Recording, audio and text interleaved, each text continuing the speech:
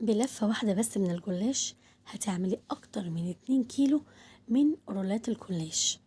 بجد بتتباع في المحلات ب160 جنيه، واحنا منعرفش نعملها في البيت ولا ايه؟ عملناها بأقل التكاليف.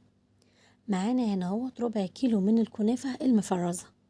هتجيب الكنافة وتحطيها في الفريزر حوالي ساعتين، وهتبتدي ان انت تفركيها كده اهوت ما بين ايديكي.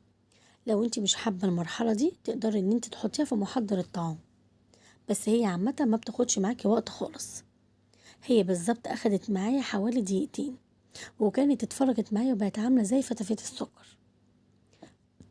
في حلة كده اهوت نزلنا ب3 معالق من السمنة السايحة، ونزلنا بالكنافة، وهنبتدي ان احنا نقلبها على النار.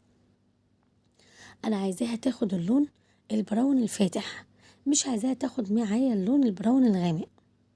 زي ما انتم شايفين اللون ده بالظبط هو دوت اللي انا عايزاه. اول ما توصل معايا اللون ده هبتدي ان انا اطفي النار عليها، وهبتدي ان انا برضو اكمل تقليب فيها عشان خاطر درجة حرارة الحلة بتاعتي. واحنا بنقلب من فتفتها كده انا عايزاها ناعمة جدا.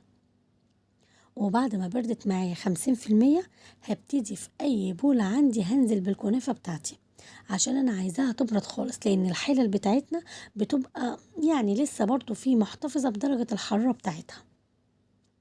بعد كده ما ضمنا انها بردت خالص، هننزل بقى بمعلقتين 3 كده من الشربات التقيل البارد اللي احنا كنا عاملينه مع بعضنا من اول رمضان.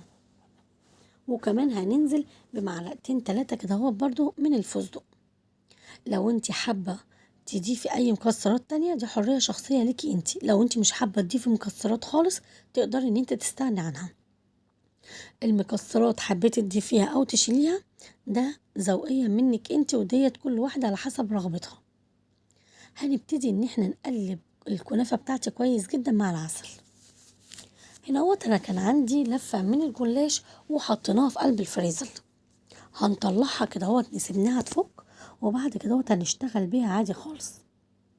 الصاج بتاعنا حطينا فيه معلقتين من السمنة، وهنبتدي اللي احنا ندهنه من كل حتة فيه. هبتدي بقى كده دلوقتي هاخد ورقتين ورقتين من الجلاش بتاعي.